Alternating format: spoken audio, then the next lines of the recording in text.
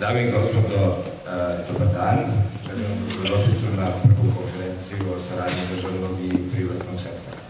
Moram da priznam da mi je bilo neobično čudno ovde ova tišina koja je, znači, na sceni. Ja sam navikao da se obično orkestar usvirava, ali nekako iz ove tišine nadam se da ćemo završiti dovoljno bučno da se to čuje i mnogo dalje od Beograda. Mr. Dragatinović, Mr. Schopper, Director Tasovac, Director Jetzel, members of the board of the Belgrade Philharmonic, distinguished business leaders. It's my real pleasure to be here today to welcome Mr. Larry Tambouri, President of the Pittsburgh Symphony.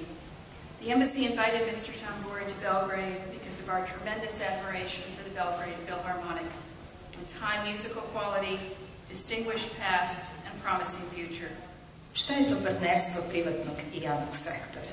Dakle, to je prijateljstvo ili savezništvo dva ili više partnera, države i privatnog sektora, da bi se isporučila neka usluga koja je tradicionalno bila usluga koja se očekivala od javnog sektora. Dakle, radi se o novom načinu upravljanja, jer država ne može sve i ne može sve sama, treba da se usredsredi na one oblasti gde je ona nezamenljiva.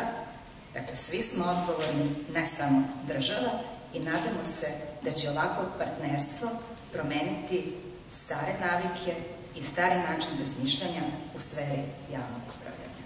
Hvala na pažnji. Mi već imamo u mnogim zemljama da ljudi koji zapravo pomaže institucije kulture izvan fondacije na bilo koji način su u stvari oslobođeni u tom iznosu od plaćanja poreza.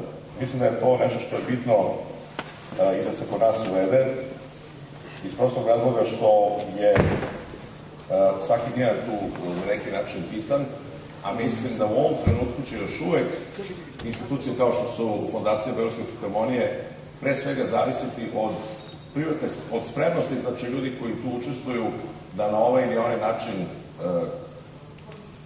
onoliko koliko su ubedljivi zapravo ili domišljati privuku privatni kapital.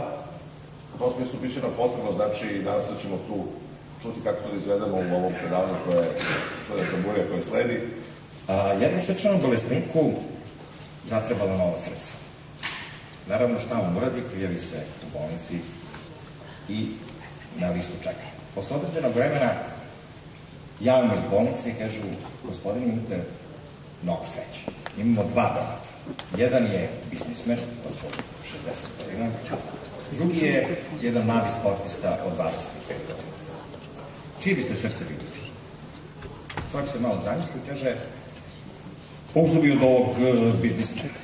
Tu se čovjek malo, lekar se malo začudi i kaže: dobro, vaša odluka, u redu je to, ali recite mi, zašto niste izabrali srce ovog mladog sportista?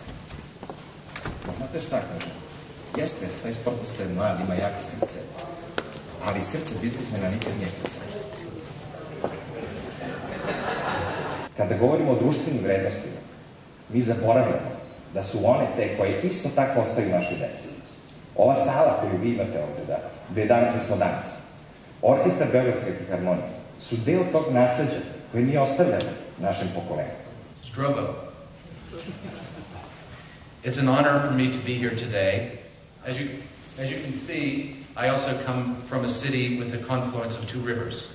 For a variety of reasons, in the United States, fundraising is an integral part and an aspect of symphony management.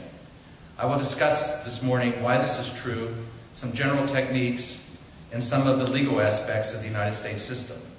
Finally, I will present 4 cases of successful concert halls in America.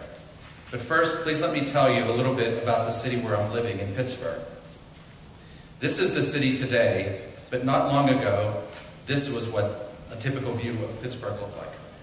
In 1900, it was the technological center of America and second only to New York City in banking and finance. Pittsburgh at this time was described as hell with a lid taken off. Today, it's a high-tech, green, medical center renowned for its universities, its clean industry, and cultural amenities. The culture of this city in Pittsburgh, the cultural gem of this city is the Pittsburgh Symphony Orchestra. Not only one of the great American orchestras, but it's also a world-renowned orchestra. I'll give you a quick survey of some of the orchestra's leaders. The orchestra was founded in about 1898. Victor Herbert, another Scotsman, was the first music director. He was a cellist. This is an interesting picture taken around 1900 of the Pittsburgh Symphony at Carnegie Music Hall in Pittsburgh. And if you look closely, you'll see that Richard Strauss is standing on the podium. And he was brought to Pittsburgh as a guest conductor, and the Pittsburgh Symphony toured around America with Richard Strauss conducting the orchestra. And today, our new music director of 2 years is the Viennese conductor, m4v. America, being a bastion of capitalism, having an ethic of self-reliance and a history of distrust of large government, a method was needed to support charitable needs, such as taking care of the less fortunate, educational institutions, religious institutions, culture, and a variety of other societal needs, without a deep reliance on the government. Some of the topics I'd like to talk about quickly today are the nonprofit organization in the United States, then the legal piece of that, and then a model, which would be the Pittsburgh Symphony Orchestra, and some other information. Nonprofit organizations are constituted non-governmental entities incorporated under state law as charitable, not-for-profit organizations set up to serve a public purpose and are tax exempt. All these great industrialists in Pittsburgh 110 years ago had all these great wealth, and they listened to Andrew Carnegie, and they created this great sense of philanthropy. And that really is the basis of nonprofit organizations in America today.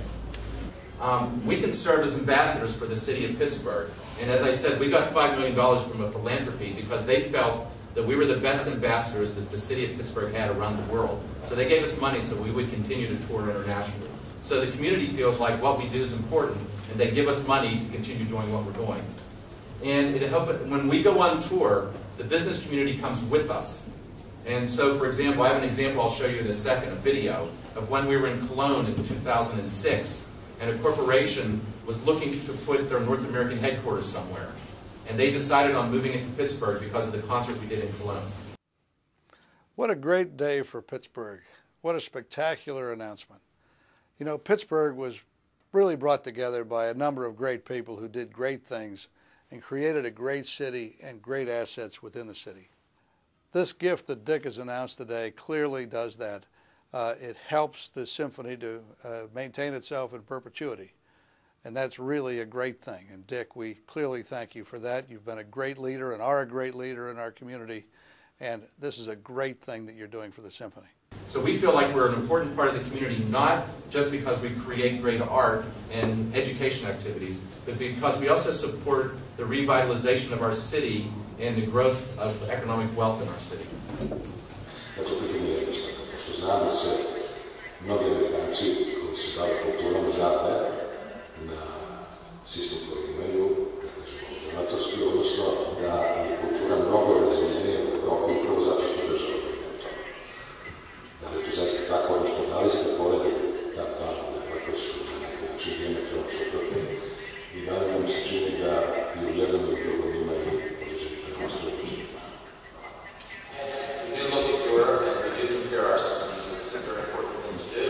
And sometimes we're really tired asking people for money, and we look and say, wouldn't it be wonderful if someone just gave us a lot of money in one source? And clearly we think about that.